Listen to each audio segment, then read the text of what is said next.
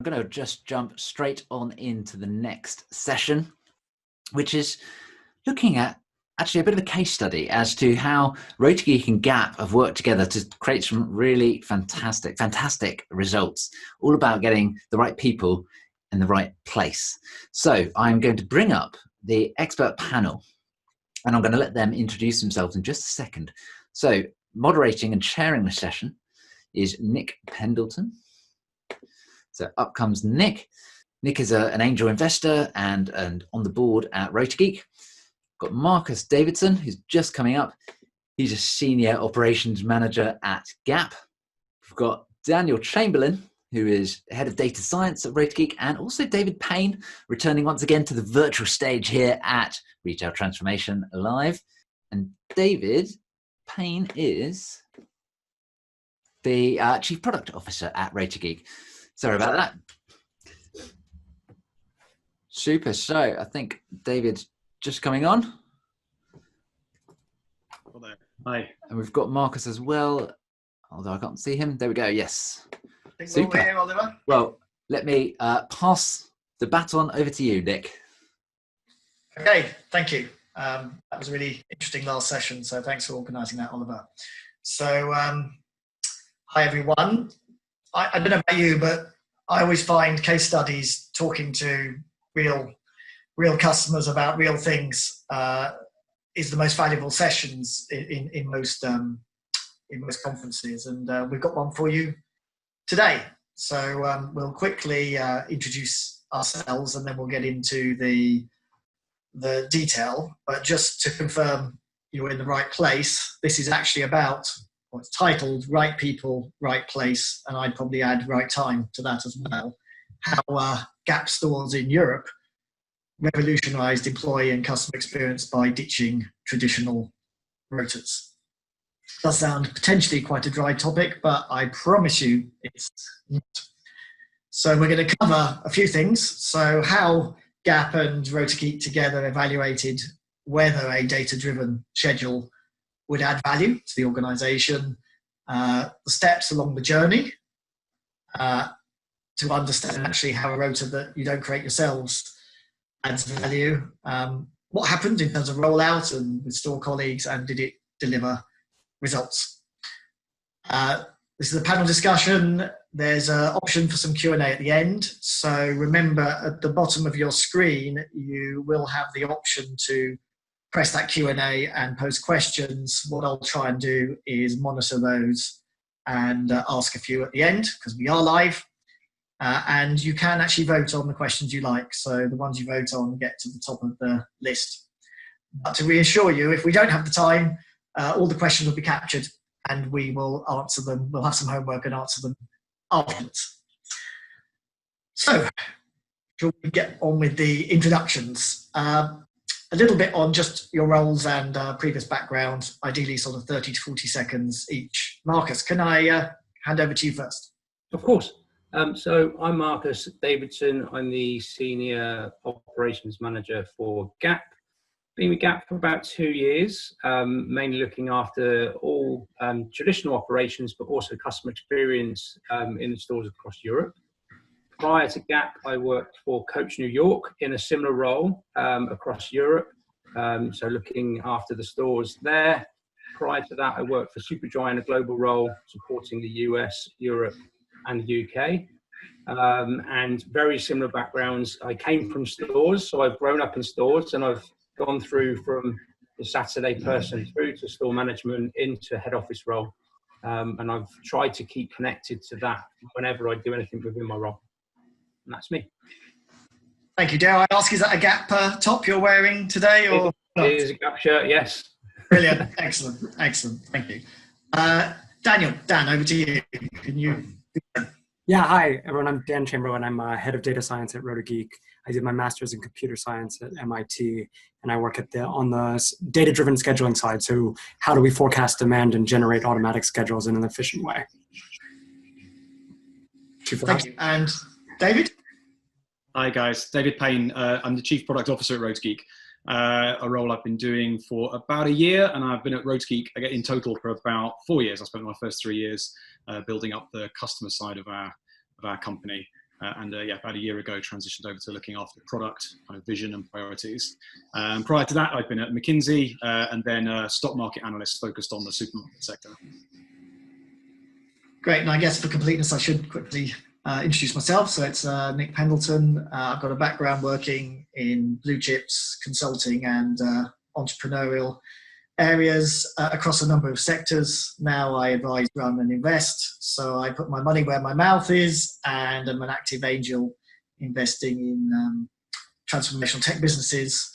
I chair a family company in the music business and sit on a number of boards. And finally, I run my own strategy and growth consultancy called Forge that helps individuals and businesses thrive today and prepare for tomorrow.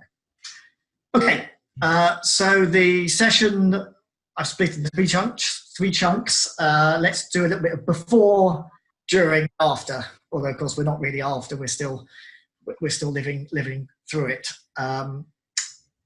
So before Rotageek and before we automated our scheduling, Marcus, I wonder if we could start at the beginning and say what happened before. What was it like before? How did things build rotas? Yeah, so the stores. We did a bit of work to understand this because we didn't necessarily know at the time. We had a good idea, but we really wanted to get under the skin of it. But we used traditional Excel schedules. We had a template for the stores to use, and the stores would then use their own, with a set of principles to build schedules. They would aim to match their labour to a percentage of sales per day, but never at the hourly level. The difficulty with giving everybody an Excel template to use is that everyone has their own way of doing their own schedule, and they have their own ideas of what a good schedule looks like. So what we ended up with was, whilst they were following the principles, we had lots of different versions of the truth in our stores. And from a central point of view, we didn't necessarily have full visibility of what that looked like. So when we then had to get information, it was a lot of groundwork to pull that information together to be able to report from. I guess those are pretty much the issues. Were there any other issues that forced you to begin to look at doing something differently, or was that really it in a nutshell? Yeah, so there was that. There was also the time that was taken for teams to do schedules, because they had to look at several documents. So they were looking at availability, they were looking at holidays, they were looking at staff requests, and also looking at how to plan certain tasks, so for deliveries, for new product coming in, activities in the store. That was a very manual process for them to do. So that's kind of the store manager element, and there's a time associated to doing all of that work, which was taking away from the customer and also some coaching moments in our store. Then there's the employee side. So the employee side was the feedback that we got that schedules were out, but sometimes not within the timescales we'd like. So we had no visibility of that. So employees didn't see the schedules till late. They had to rely on seeing the schedule in store or via sort of an app, via a message. And often if changes were made, it was picking up the phone and letting them know versus it being digital. And really, it was about that whole employee experience of booking holiday, asking for time off. It was very manual, it was very paper-driven, and more often than not, those papers would get lost, and it just added to the poor experience of the employee team.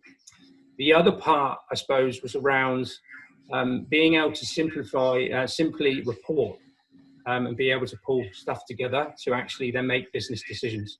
And with the way we were working through Excel, we weren't able to do that. So we weren't as nimble or as agile as we wanted to be. And it was one of the reasons why we went forward too. And David, is that common, a gap, an outlier, or amongst your customer base and other retailers you talk to? Is that sort of things they all say? Yes, no, that's a really common, I guess, starting point. So I guess, well, Marcus is, I guess, highlighting there kind of this absence of mobile and of automation, and I guess of the digital, which keeps that sort of management information record, is completely common. I mean, most retailers, to be honest, that we end up dealing with and onboarding to our system used nothing before, used Excel, and didn't have anything mobile automated or that was head office visible for any of those bits to do with scheduling and rotoring. And yes, those kind of pain points that fall out of relying on Excel instead of other tools around, managers find it time consuming and boring. It's not the most fun part of their job. They want to be out talking to customers and coaching employees. And I guess we'll go deeper into it in a second, but kind of just the rota itself that comes out of a human process versus a sort of machine-driven process. Humans just have limitations when it comes to doing that jigsaw, when they're trying to balance like an imperfect knowledge of what the demand pattern will be, fairness, and just do the Tetris of trying to make those things, make supply and demand match up. And that manifests in longer queues, worse service, and ultimately, I guess, labor to sales ratio than the company feels that it needs to be. So that's often the kind of the motivation to try and put these tools in place.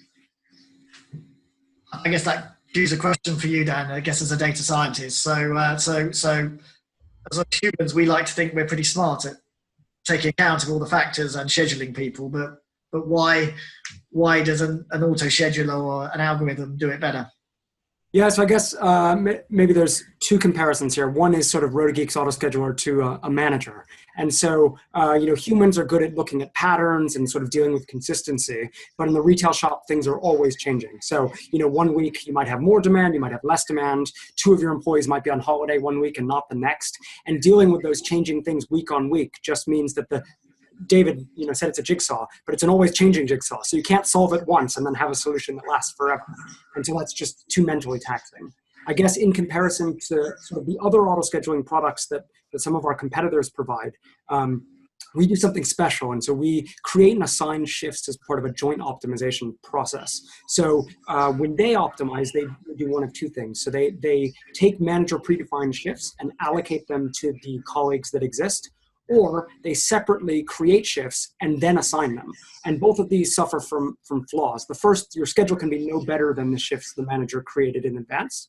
And the second, you might create a perfect set of shifts, but then once you try to apply scheduling rules, you can't assign some of them. And so you still end up with a schedule that's far from optimal. So I guess because we combine those two steps and we generate millions of unique schedules, we end up with shifts that are assigned, adhere to scheduling rules, and efficiently match demand.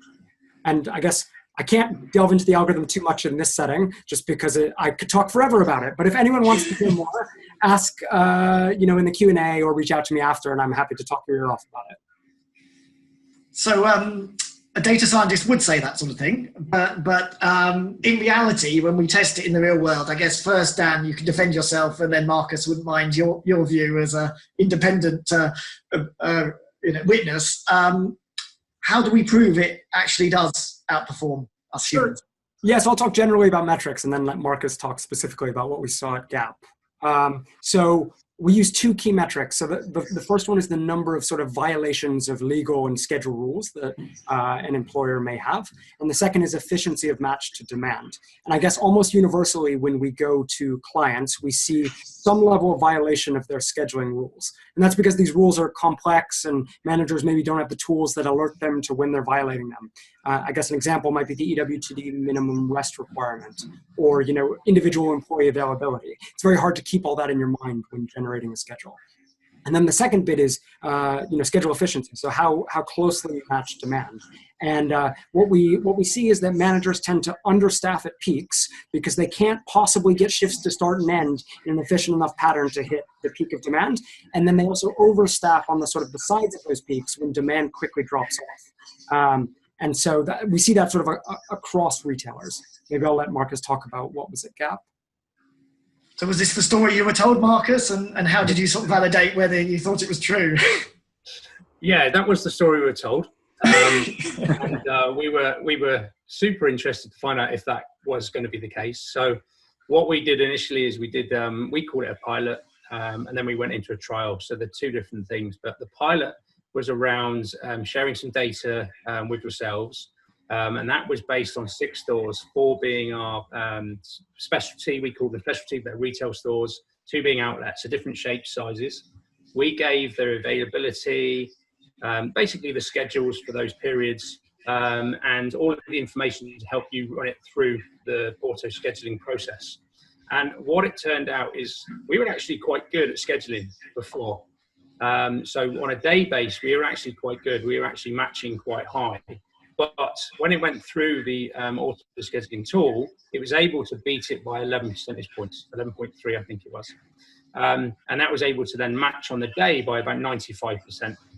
then we actually saw across those 4 weeks in those 6 stores, on the hour, which we've never really looked at, we were matching 76% of the time, but we actually saw a 14.3% improvement rate, taking it to about 90% across those 4 weeks. So that got us super excited because it was a push of a button after we had built some rules, and it was going to give us a better match rate by using some different rules, but rules that we could bring into the business and see that advantage. So yeah, it did what it said on the tin in that pilot. So we were super excited to then take that further into a trial. I'm saying some empathy on the chat here. Sorry, David? Oh, no, I just wanted to jump in and say I really like that colour, Marcus, around what it was you found from that analysis that told you kind of effectively what it was the humans were letting through the gaps. Because I guess one of the reasons for doing that, as you say, kind of offline pilot before either of us commit resources to doing a proper in-store trial is you want to know the size of the prize, and as Nick says, kind of like whether the story that companies like us sell is relevant to your business and looks like it will be true. But also to get that, there's lots of different ways in which the benefit can sort of be realized, or things that are falling through the cracks today. So it's great to see that we managed to extract some insights around that for your business, and that's something that sort of stuck with you and resonated with you as you went through the rest of the process.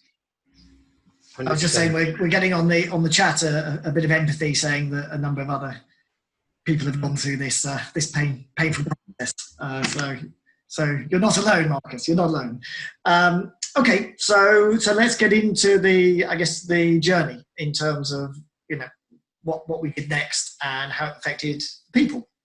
So I guess, Marcus, how did the trial stores sort of react to the pilot when we talk about the managers and team members? Because I imagine they weren't all vastly enthusiastic straight away. Yeah, so what we did originally is we had sort of 4 purposes, and the purposes were, I sort of alluded to them at the start, was around, we wanted to simplify the process for store managers to do schedules. We wanted to improve the labour to traffic. We wanted to improve the employee experience, and we wanted to simplify the payroll experience at the end. So they were the 4 things we set out. So before we went into a trial, we picked 10 stores, 5 outlet, 5 retail, our full price stores, different shapes and sizes, multiple floors, from 15 staff to 100 plus staff, remote stock rooms. So we had a really good mix and blend of stores. And before we started, we actually set up a call with those people and actually talked to what we'd seen in the pilot and that success, and what we were going after and what we were expecting to see.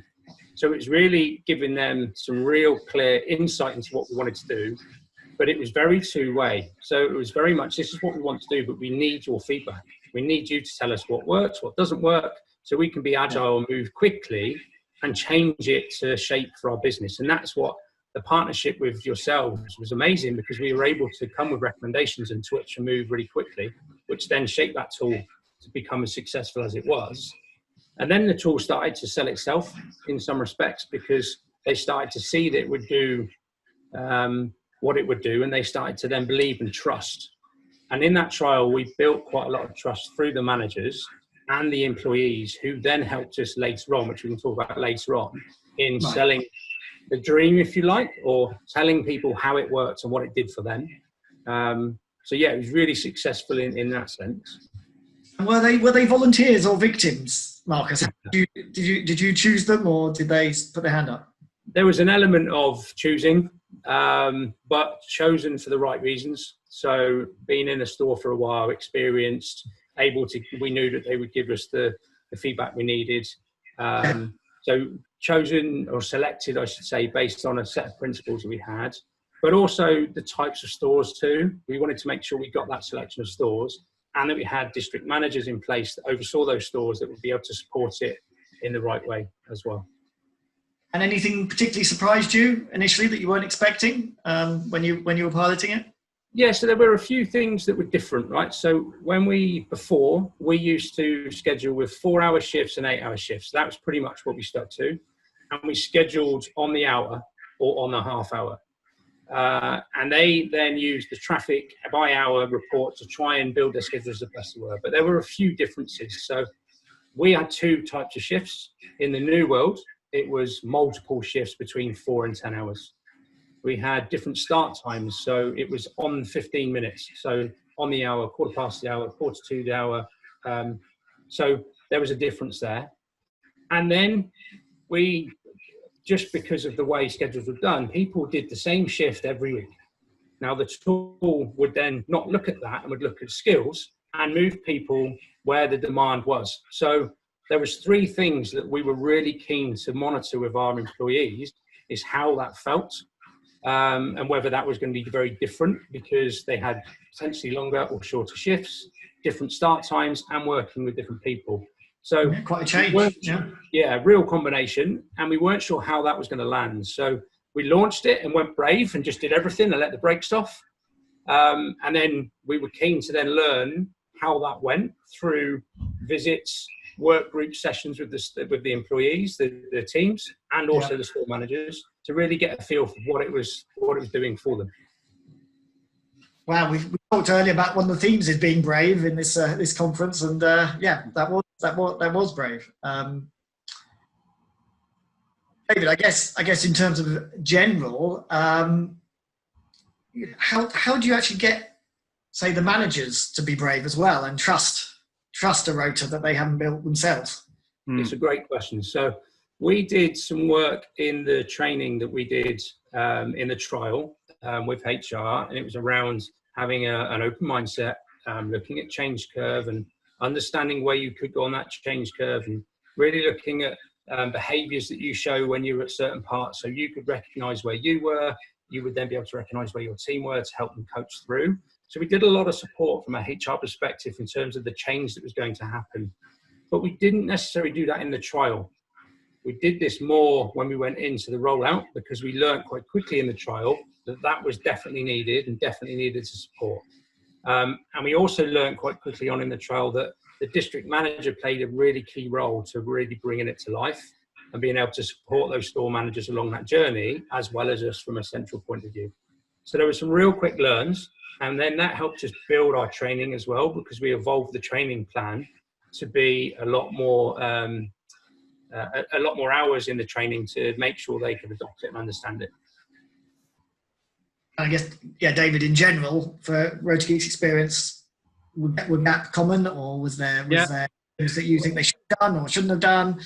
Be nice to them, though. I think well, to be honest, it sounds like Marcus is describing a pretty sort of exemplary approach there. And I guess it's interesting again for me to hear some of the specifics around, it was, for example, it was changing from those starting on the hour to starting not necessarily on the hour. That was a change for employees. They had to get their heads around, and how do you sell that in?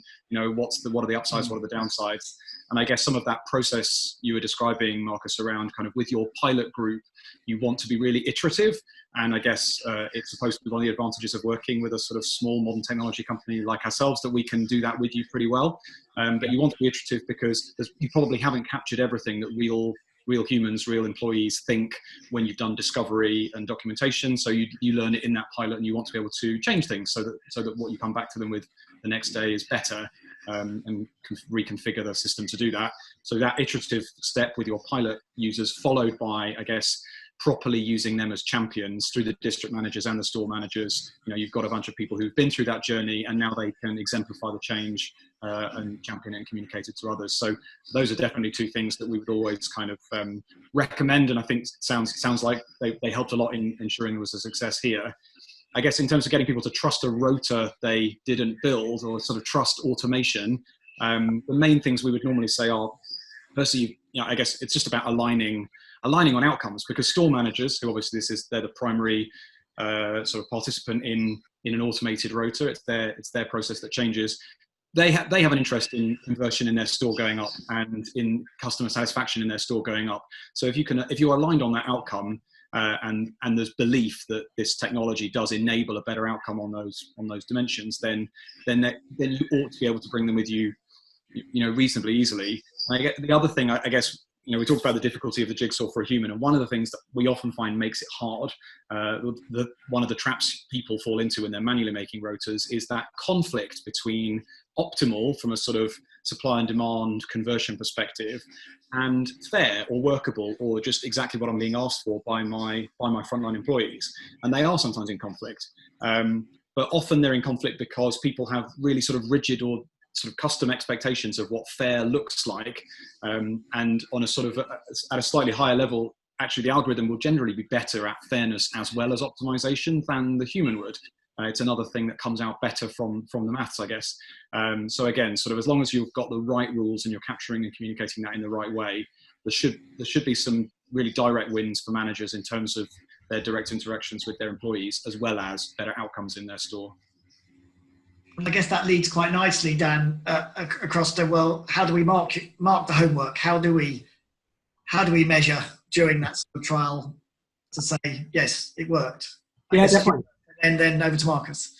Yeah, so I guess I can talk about what we typically measure from our side. And then I know that Gap measured a number of KPIs on their side and kept track of them throughout the trial. But when we are looking at sort of the fit to demand, what we measure for rota accuracy is sort of the absolute error from your demand curve. And so in this case, in Gap's case, the demand curve was driven by footfall. And so what we do is we look at the shape of those that footfall throughout the week, and then we look at the shape of the hours that employees actually work, and we then compute the error between the two. And that sort of gives us a good objective measure of how well different schedules might be matched to that demand. And then I guess the second thing we measure is the number of violations of scheduling rules, and have the ability to report on sort of the fairness of different types of shifts, like, you know, weekends and lates worked. Sort of as David said, it's important to figure out what employees care about and then report on that. I hope that's water, not vodka, you're all drinking. I can't check from here. Marcus, yourself, what measures did you use?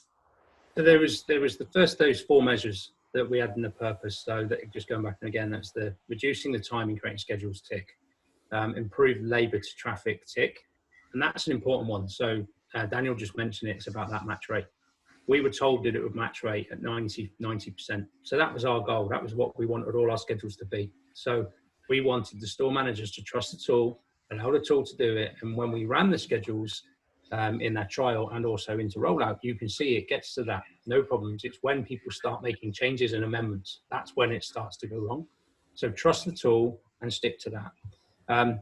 We then had the employee experience. So in those work groups, we did a lot of employee experience groups to understand what was working. And they were then saying they've now got visibility of their schedules 2 weeks out. Because of that, the quarter past, the quarter to, and the half past shifts didn't matter because they could actually plan. They got visibility to the lunch breaks, so they could actually plan on their day and do what they wanted to do.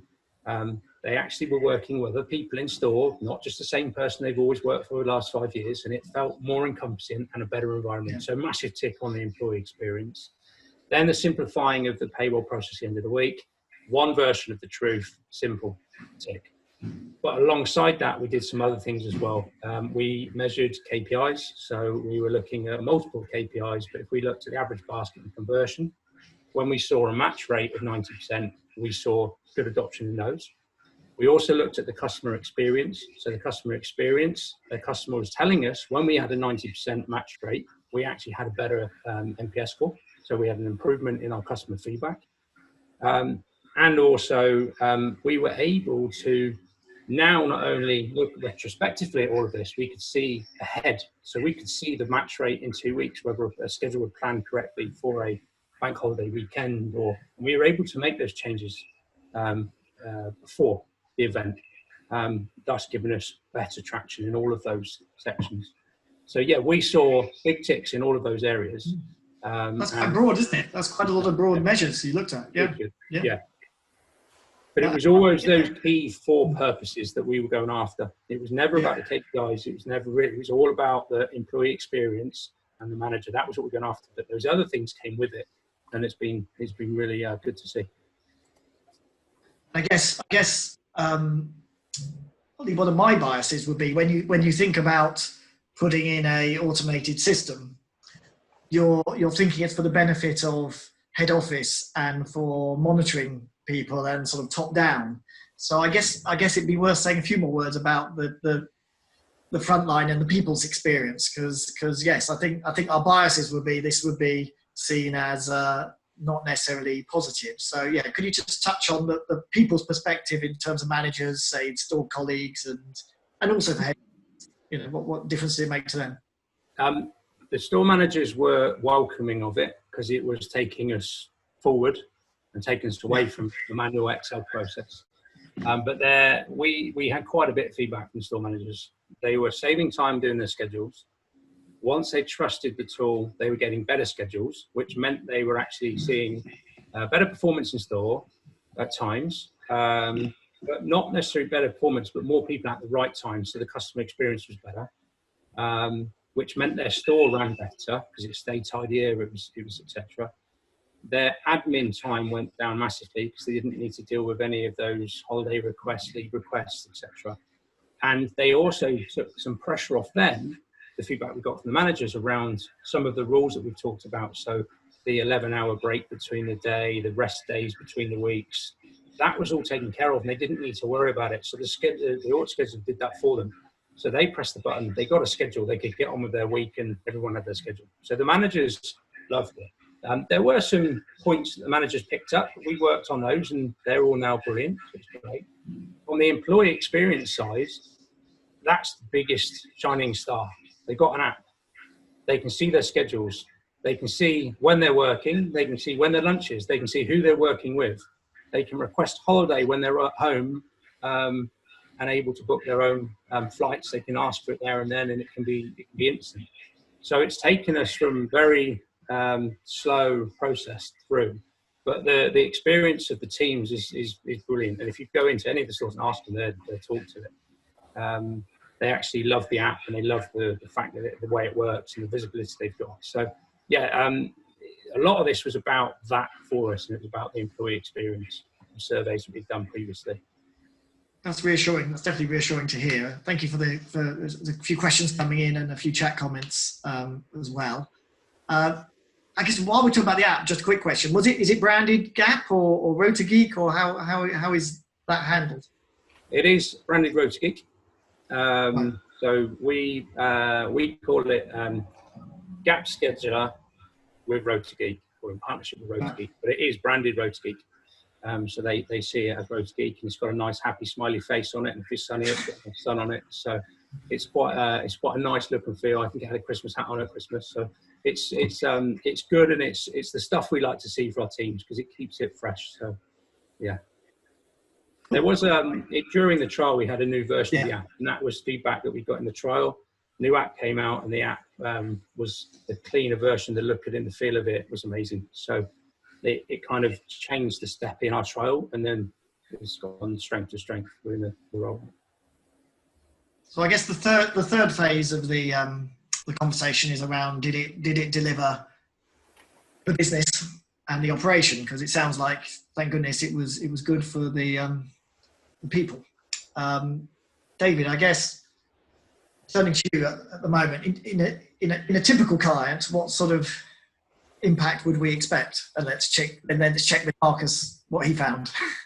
Yeah, well, I guess we just touched on a bunch of these things. I guess, as Marcus was saying, I suppose it's again, I think it's fairly normal, and it makes sense to us that be a combination of those purposes, which would involve some sort of business wins, but also some of those softer gains, and within those kind of business, and you can measure both of those things, I guess, in terms of employee satisfaction and indeed customer satisfaction. But then there are obviously some hard trackable things, and we would expect, I guess, the automated schedule in particular is driving better matching of supply and demand. And yes, so you would expect to see, particularly at the busy times, shorter queues, better conversion, less abandonment, and ultimately better basket size and revenue. So I guess we would, just by having more of the people with the right skills in the right place at the right time, particularly at busy times, you'd expect to see improvement on all of those things.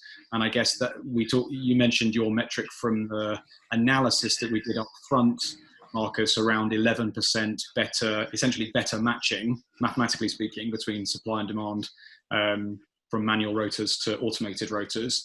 And I guess we would expect to see something in that sort of 5 to 10% range improvement in basically the sales you can achieve with to keep the same sales with less labor spend, essentially, like the labor saving you could make, or reinvest that obviously in sort of keeping better sales.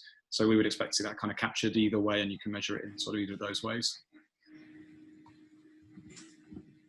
So, I mean, reassuring that it's not just, the business case isn't just all about taking cost out, because I guess that's always the other worry in these sort of initiatives. And there's a far broader range. And I guess, Marcus, how did you try and build in, as you were rolling it out, sort of tracking of the effects? Because I guess you don't want to then be asked questions that you think, oh, we wish we'd built in those checkpoints earlier.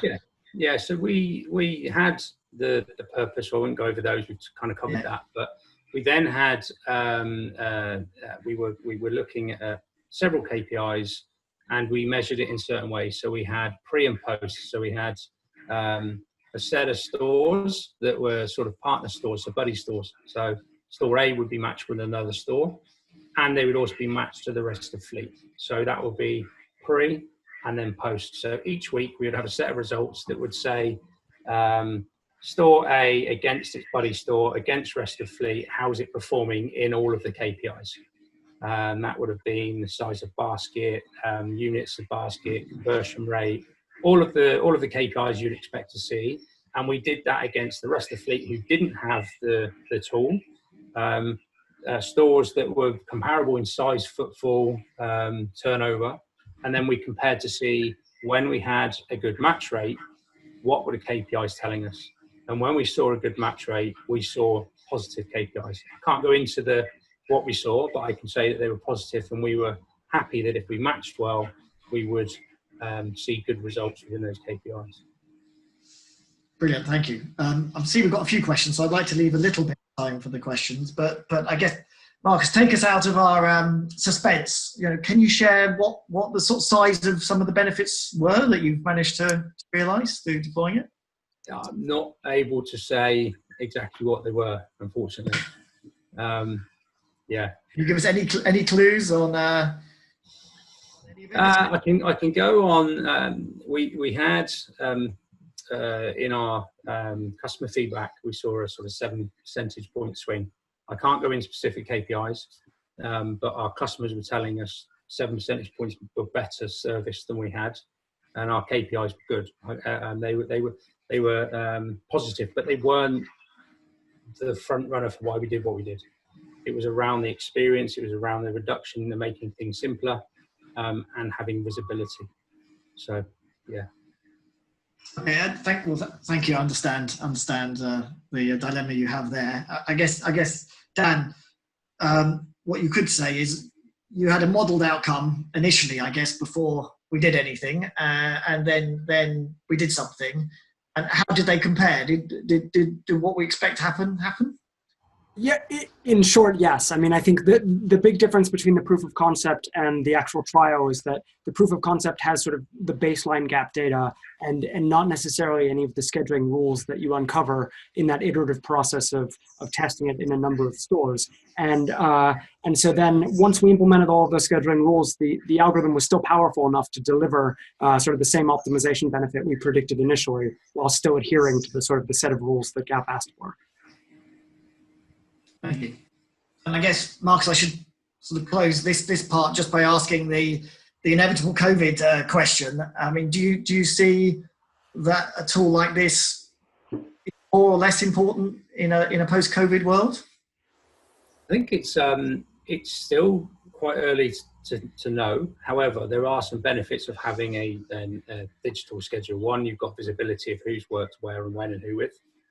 We're able to do a team A and B, so we're able to have those different teams at different times, so the auto schedulers can work with those principles. So it's actually taking some of those decisions away from store managers when we use the auto scheduler, and it just gives us visibility of. I suppose it takes the decision making out of where do we put our staff and when, based on trading hours because they've been reduced. I think it does help us, yeah. There's many reasons, I could list them all. There's still things we're learning because everything's changed. But the tool itself, still principles work in the same way as it did previous. It's just we've got other challenges with that. So, yeah. Okay, if I can move it. Thank you all. Let me just ask a few questions. So the first one is around, did we see a increase in like-for-like sales as a result of right people, right place, right time? Are you happy to answer that, Marcus, or not? When we had a good match rate, we had ticks in all of our boxes. It's probably the best way I can answer that question. Right, I'll take that as a yes, but you heard it from me, not from Marcus. Second question, have you seen a change in the sickness and LTO rates as a result of better employee engagement? It's probably too early for me to answer that, but I would say initially, yes, better from an engagement point of view. It's probably too early to tell to say from a sickness point of view because we haven't had a full year yet. But early signs are positive. Also, it's probably difficult to measure baseline levels of sickness rate during a global pandemic. Correct. Yeah. Which actually links almost to the next question. So probably for you, Daniel, to start with. So considering COVID, how do you adjust for demand forecasts being unknown, and how do you forecast for schedules? Does the tool adjust? Yeah, sure. So I guess the tool adjusts in a couple of different ways. So the first is we actually have the ability to code in demand shocks. So, if the world has changed at a particular date, we can say, well, consider the world before that date differently than you consider the world after that date. And, it's the algorithm is smart enough to learn whether or not that date is actually important. So, if there has been no change after that date, you've given it a clue. You think there has been a change on this date. But if it turns out that is only a short term and doesn't persist, then over time, that indication to the algorithm will disappear and the forecast will revert to what they were normally. If it turns out that data is very important, then we'll see that effect manifesting into the future as sort of the new world order continues to persist.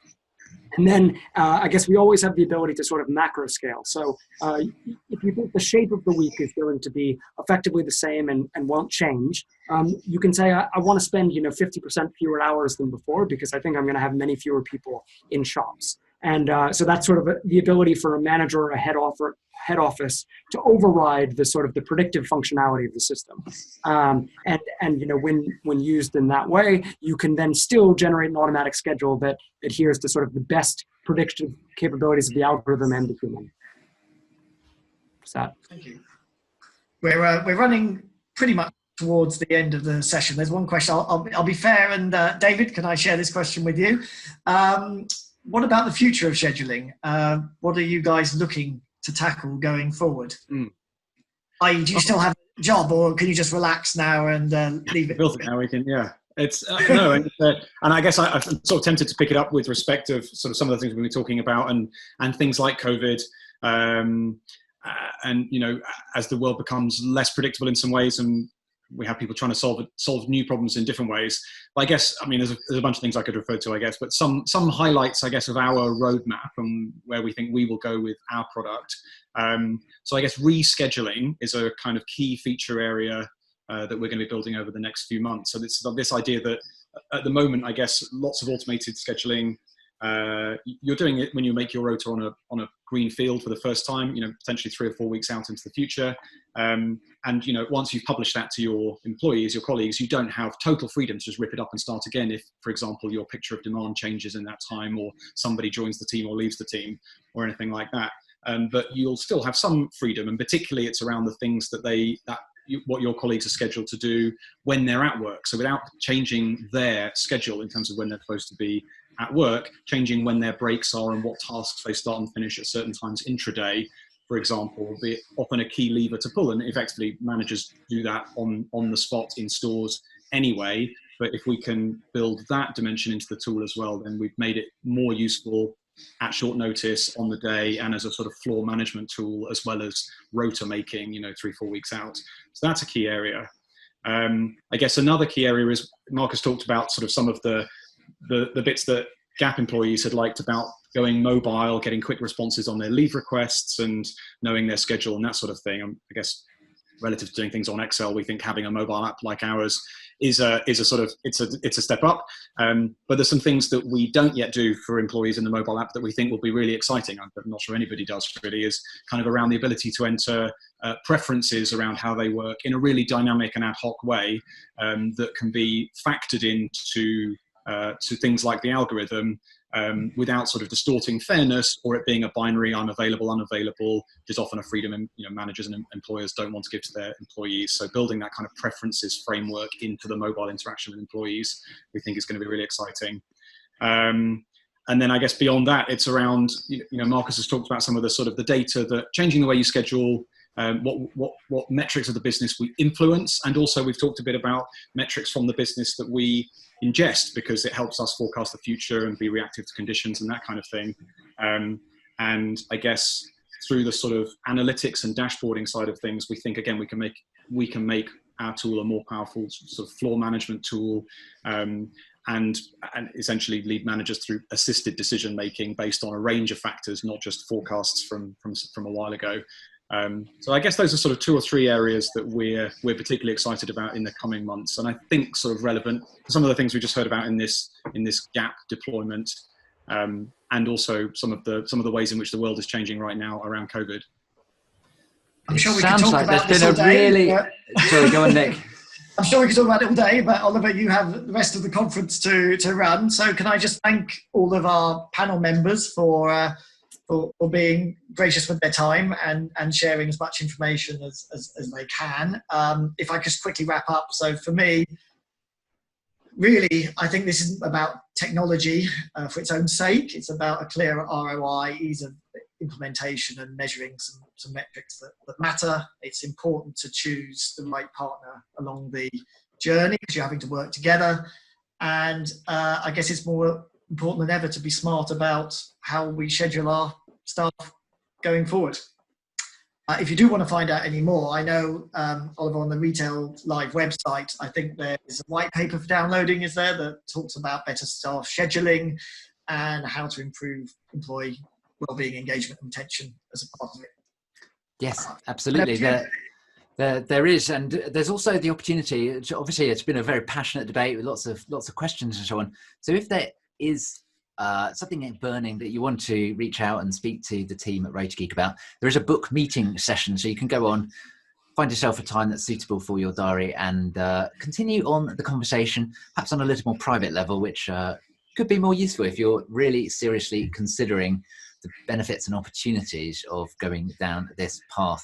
So I'd just like to take a couple of minutes to say thank you so much to all 4 of you, to Nick, to Marcus, to David, and to Dan, for sharing that. Do go ahead and share your key takeaways at Rotageek on Twitter, or use their names on LinkedIn as well. So reach out, share what you enjoyed, what your reflections were, and continue the conversation if that's where you're going. So thank you very much.